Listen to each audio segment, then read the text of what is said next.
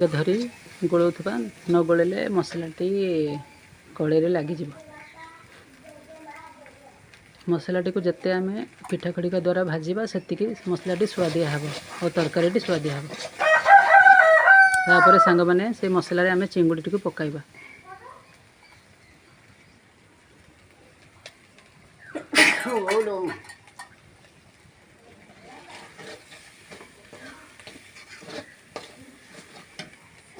तापर सांगने आम से आलू आ पोई जो भजा हो जाए ताकू पकईदेवा और भल भाव ताकू पिठा खटिका द्वारा मिश्रण करवा।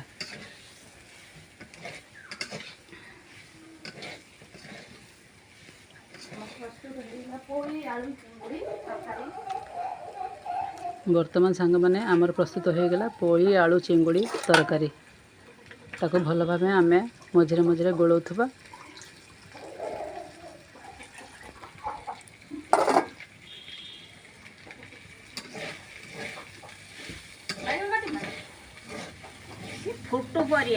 सांग मैंने से तरकारी आम अल्प पानी टिके देदेबा, बेसी देवानी अल्प पानी देवा।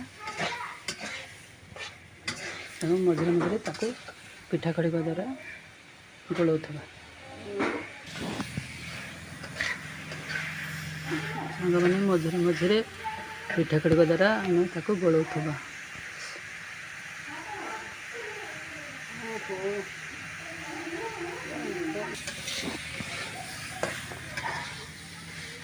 सांग मैंने पिठा खड़िका द्वारा आम तरकारी टी भल भाव गोलौथबा। गोलैले मसला भल भाव से पनीपरिया और चिंगुड़ीर मिश्रण हेले तरकारी बहुत स्वादिया लगे। सांग मैंने देखते तरकारी रंग बहुत सुंदर दिशुचे, खावाई बहुत स्वादिया लगे। सांग मैंने तरकारी स्वाद स्वादिया हबार कारण तरकारी गाँ परिवेश गाँ चूल्हार गोबर घसी प्रस्तुत होइछि। गाँ चूल्हार प्रस्तुत होइछि। वर्तमान तरकारी आम पानी देदेबा।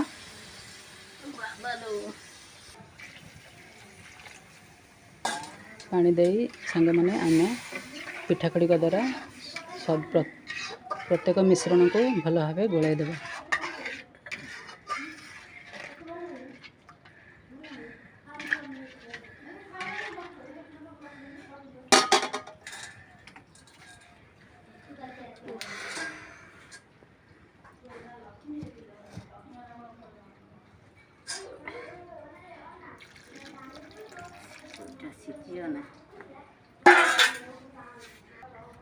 चिंगुड़ी आलू जो सांग मैंने प्रस्तुत करुछु बैगण पड़ी से बैगण कटा चली। देखो सांग मैंने बैगण कटा चली।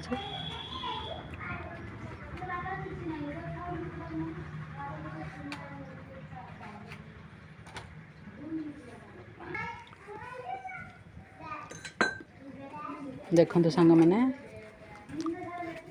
कड़ी जो तरकारी बसी तरकारी विभिन्न धीरे धीरे रंग फिटुची, कलर फिटुची। देखो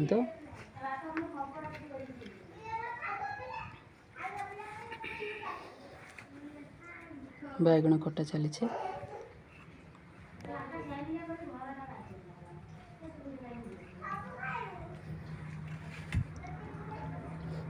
सांग मैंने आपण मैंने गाँ परिवेश जेकोसी तरकारी भात पिठा पणा चुली रे माटी चुली रे प्रस्तुत कले से व्यंजनटी खावाई स्वादिया लगे,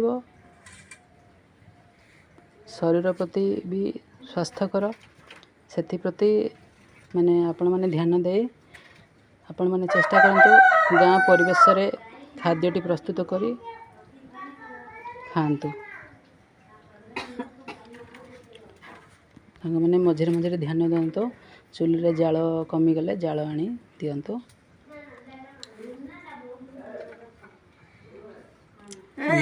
देखो सांग मैंने धीरे धीरे आम तरकारी फुटवा लगुच, रंगटी बहुत भल हो। देखो खायापी बहुत स्वादिया लगे तरकारी। देखो फुटवा लगुच सांग मैंने। देखो सांग मैंने तरकारी बर्तमान फुटिया लगे देखु बर्तमान से तरकारी आम बैगण गुड़ी को भल भाव धोई पकईदबा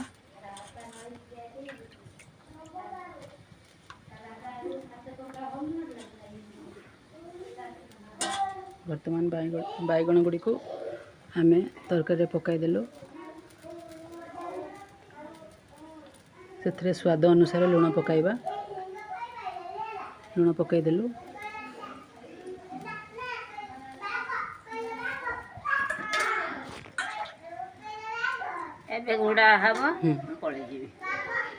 बर्तमान कड़ईटा को आम भल भाव ढांकण द्वारा घोड़ाई देबु भल भाव घोड़ाई देले आमर पनीपरिया गुड़िक भल भाव सीझीज देखते सांग मैंने आम पोई बैगण चिंगुड़ी तरकारी बर्तमान भल भाव फुटुची आउ सीझ पानी टिके मर पुणी ताको ढांकुणी घोड़ाई देलु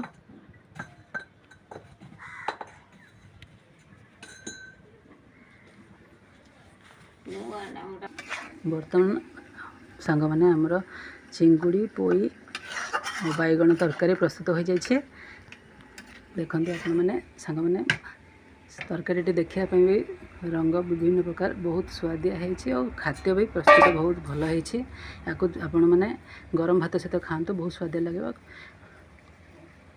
ये आप गाँ परिवेश होती खायापी बहुत स्वादिया लगे। हो मैडम फोन कले जाऊँ।